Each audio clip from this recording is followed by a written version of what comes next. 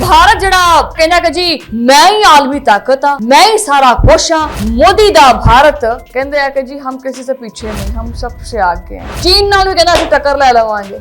दुनिया दी वड्डी मुआशी ताकत कहता मैं बन सकदा, लेकिन रुको जरा सबर करो।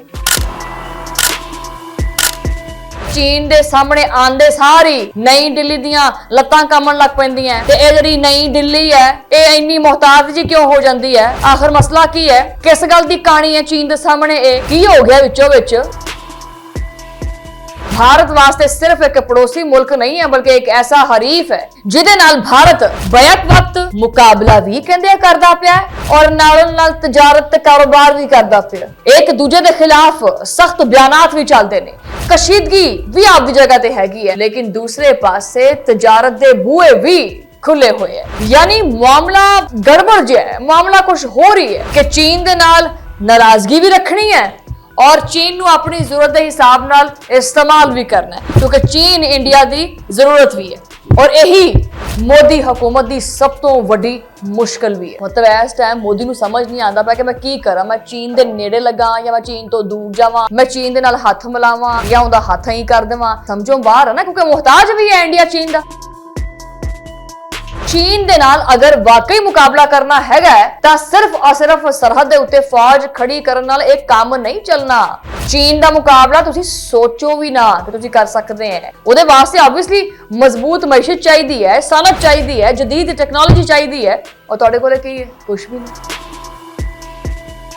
नहीं हैगी। हाँ, तुहाडे कोले सिर्फ माधुरी दीक्षित है। चीन ने आपदी सनती ताकत 1 या 2 साल दे विच नहीं बढ़ाई ते मत्था तुसी चीन नाल लाना है। चीन ने अपनी मुआशी ताकत कई दहाइयां विच बढ़ाई है। भारत चाहता है कि आलमी कंपनियां जड़ियां ने ना वो चीन दे विचों निकलन ते मेरे वाल आण। तेरी रोटी पूरी नहीं हुंदी ते तू आखे कि ने संता लाणियां ने उत्थे। बिस्मिल्लाहिर्रहमानिर्रहीम, अस्सलाम वालेकुम। तुसी देख रहे हैं 360 डिजिटल पंजाबी और मैं हां तुहाडी मेजबान शुमाइला न्याज। जनाबे वाला भारत आजकल दुनिया नू ये दसन दे विच लग्या है कि इधर देखें जी, आप प्लीज पाकिस्तान नहीं मेरे वाल देख, प्लीज मैं हीरो हाँ, मेरी गल कर, मैं सब तो उत्ते हाँ, कैमरा मेरे वाल नू कर। लेकिन विचों की है? कख नहीं। आज दा व्लॉग शुरू करते हैं। भारत जड़ा वही गल है जड़ा कहना कि जी मैं ही आलमी ताकत हाँ, मैं ही सारा कुछ हाँ। मोदी दा भारत कहते हैं कि जी हम किसी से पीछे नहीं, हम सबसे आगे हैं, हम सब दुनिया फतह कर लेंगे। चीन नाल भी कहना असं टक्कर ले लवांगे। दुनिया दी वड्डी मुआशी ताकत कहता मैं बन सकदा वां, लेकिन रुको जरा सबर करो कि भारत वाकई ना मजबूत हो गया है या फिर चीन दे सामने आंदे सारी नई दिल्ली दियां लत्तां कंबण लग पैंदियां ते ये जिहड़ी नई दिल्ली है ये इन्नी मोहताज जी क्यों हो जाती है? आखिर मसला की है? किस गल दी कहानी है चीन दे सामने? ये की हो गया विचों विच? मसला ये है कि चीन भारत वास्ते सिर्फ एक पड़ोसी मुल्क नहीं है बल्कि एक ऐसा हरीफ है जिहदे नाल भारत बैक वक्त मुकाबला भी कहंदे करदा पिया और नालों नाल तजारत ते कारोबार भी करदा पिया। सरहद दे दोनों मुल्कां दियां फौजां भी आमने सामने ने, एक दूजे के खिलाफ सख्त बयानात भी चलते ने, कशीदगी भी आपदी जगह ते हैगी है, लेकिन दूसरे पासे तजारत दे बूहे भी खुले हुए हैं। यानी मामला गड़बड़ जो है, मामला कुछ हो रही है कि चीन दे नाल नाराजगी भी रखनी है और चीन नू अपनी जरूरत के हिसाब नाल इस्तेमाल भी करना है, क्योंकि चीन इंडिया की जरूरत भी है और यही मोदी हुकूमत की सब तो वड्डी मुश्किल भी है। मतलब इस टाइम मोदी नू समझ नहीं आता पाया कि मैं की करा, मैं चीन दे नेड़े लगा या मैं चीन तो दूर जावां, मैं चीन दे नाल हथ मिलावां या उहदा हथ ही कर देवां। समझो बाहर है ना, क्योंकि मुहताज भी है इंडिया चीन दा। क्योंकि चीन दे नाल अगर वाकई मुकाबला करना हैगा तां सिर्फ और सिर्फ सरहद दे उत्ते फौज खड़ी करन नाल एक काम नहीं चलना।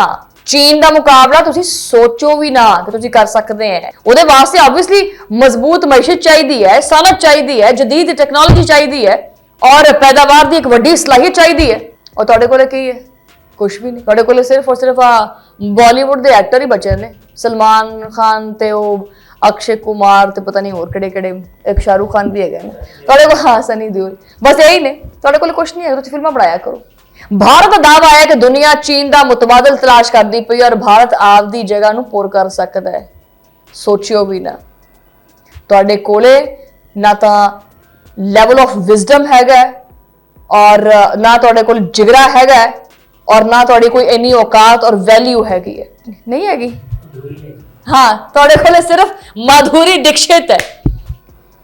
ਚੀਨ ਨੇ ਆਪਦੀ ਸਨਅਤੀ ਤਾਕਤ 1 ਜਾਂ 2 ਸਾਲ ਦੇ ਵਿੱਚ ਨਹੀਂ ਬਣਾਈ ਤੇ ਮੱਥਾ ਤੁਸੀਂ ਚੀਨ ਨਾਲ ਲਾਣਾ ਹੈ। ਚੀਨ ਨੇ ਆਪਣੀ ਇਹ ਮੁਆਸ਼ੀ ਤਾਕਤ ਕਈ ਦਹਾਈਆਂ ਵਿੱਚ ਬਣਾਈ ਹੈ। ਅੱਜ ਦੁਨੀਆ ਦੀ ਬੇਸ਼ੁਮਾਰ ਜਿਹੜੀਆਂ ਸੰਤਾਂ ਨੇ ਨਾ, ਉਹਦੇ ਵਿੱਚ ਚੀਨ ਸਰੇ ਫਹਿਰਿਸਤ ਹੈ। ਉਹ ਚੀਨ ਨਾਲ ਜੁੜੀਆਂ ਹੋਈਆਂ ਨੇ, ਉਹ ਚਾਹੇ ਮਸ਼ੀਨਰੀ ਹੈ, ਚਾਹੇ ਬਰਕੀ ਸਮਾਨ ਹੈ ਜਾਂ ਚਾਹੇ ਸਨਅਤੀ ਪੁਰਜ਼ੇ ਨੇ। ਚੀਨ ਦੀ ਗ੍ਰਿਫਤ ਬੜੀ ਮਜ਼ਬੂਤ ਹੈ। ਅੱਜ ਕੱਲ ਭਾਰਤ ਤੇ ਚੀਨ ਦੇ ਤਾਲੁਕਾਤ ਸਹੀ ਚੱਲਦੇ ਨਹੀਂ ਪਏ। ਭਾਰਤ ਚਾਹੁੰਦਾ ਹੈ ਕਿ ਆਲਮੀ ਕੰਪਨੀਆਂ ਜਿਹੜੀਆਂ ਨੇ ਨਾ ਉਹ ਚੀਨ ਦੇ ਵਿੱਚੋਂ ਨਿਕਲਣ ਤੇ ਮੇਰੇ ਵੱਲ ਆਣ। ਤੇਰੀ ਰੋਟੀ ਪੂਰੀ ਨਹੀਂ ਹੁੰਦੀ ਤੇ ਤੂੰ ਆਖੇ ਕਿ ਇਹਨਾਂ ਦੇ ਸੰਤਾਂ ਲਾਣੀਆਂ ਨੇ ਉੱਥੇ। ਦੇਖੋ, ਸਿਰਫ ਇਹ ਕਹਿ ਦੇਣ ਨਾਲ ਨਾ ਕਿ ਚੀਨ ਦਾ ਮੁਤਬਾਦਿਲ ਭਾਰਤ ਬਣੇਗਾ, ਅਖੰਡ ਭਾਰਤ ਬਣੇਗਾ, ਇਹਦੇ ਨਾਲ ਗੱਲ ਨਹੀਂ ਬਣਦੀ। ਇਹਨਾਂ ਕੰਪਨੀਆਂ ਨੂੰ ਬਿਹਤਰ ਸੜਕਾਂ ਚਾਹੀਦੀਆਂ ਨੇ, ਬਿਜਲੀ ਚਾਹੀਦੀ ਹੈ, ਬੰਦਰਗਾਹਾਂ ਚਾਹੀਦੀਆਂ ਨੇ, ਠੀਕ ਹੈ, ਔਰ ਅਫਰਾਦੀ ਕੁਵਤ ਚਾਹੀਦੀ ਹੈ, ਇੱਕ ਸਸਤੀ ਪੈਦਾਵਾਰ ਚਾਹੀਦੀ ਹੈ, ਕਾਬਲੇ ਇਤਮਾਦ ਨਿਜ਼ਾਮ ਚਾਹੀਦਾ ਹੈ। ਇਹਨਾਂ ਵਿੱਚ ਤੁਹਾਡੇ ਕੋਲ ਇੱਕ ਵੀ ਨਹੀਂ ਹੈਗਾ ਔਰ ਇਹੀ ਉਹ ਮੈਦਾਨ ਹੈ ਜਿੱਥੇ ਭਾਰਤ ਤੋਂ ਹਜੇ ਵੀ ਕੁਛ ਨਹੀਂ ਮਿਲਦਾ ਪਿਆ।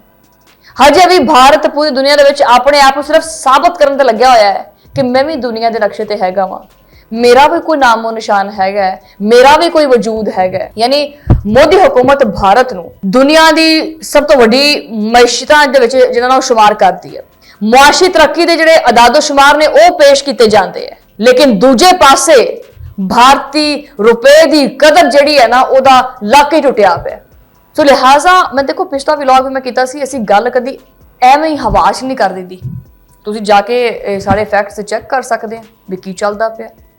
ਅੱਜ ਕੱਲ ਭਾਰਤ ਵਿੱਚੋਂ ਵਿੱਚ ਵੈਸੇ ਹੀ ਬੜਾ ਜਿਹੜਾ ਨਾ ਉਹ, ਕਿਉਂਕਿ ਦੇਖੋ ਨਾ, ਇੱਕ ਤਾਂ ਆਪਣਾ ਉਹ ਸਾਊਦੀਆ, ਟਰਕੀ ਔਰ ਪਾਕਿਸਤਾਨ ਦਾ ਜਿਹੜਾ ਮੁਆਹਿਦਾ ਹੋਇਆ ਹੈ, ਠੀਕ ਹੈ, ਉਸ ਮੁਆਹਿਦੇ ਦੇ ਕਰਕੇ ਵੈਸੇ ਵੀ इंडिया ਦੇ ਵਿੱਚ ਬੜੀਆਂ ਮਿਰਚਾਂ ਨੇ कि देखो जी पाकिस्तान जो है ना वो एक तरफ अमेरिका और ईरान की जंग में सालिसी का किरदार अदा कर रहा है, दूसरी तरफ ये मुआहिदे किए जा रहे हैं। उफ, साढ़े वास्ते ਤਾਂ ਮੁਸ਼ਕਿਲਾਤ ਦੇ ਵਿੱਚ ਇਜ਼ਾਫਾ ਹੁੰਦਾ ਪਿਆ। ਤੇ ਮੈਂ ਇੱਥੇ ਇਹ ਚੀਜ਼ ਕਹਿ ਦੇਵਾਂ कि हाँ, तू सही सोचता पे। पहली बार तो इंडिया ने कोई चीज सही सोची है कि इंडिया की मुश्किलात में इजाफा हो रहा है, 100% दुरुस्त है।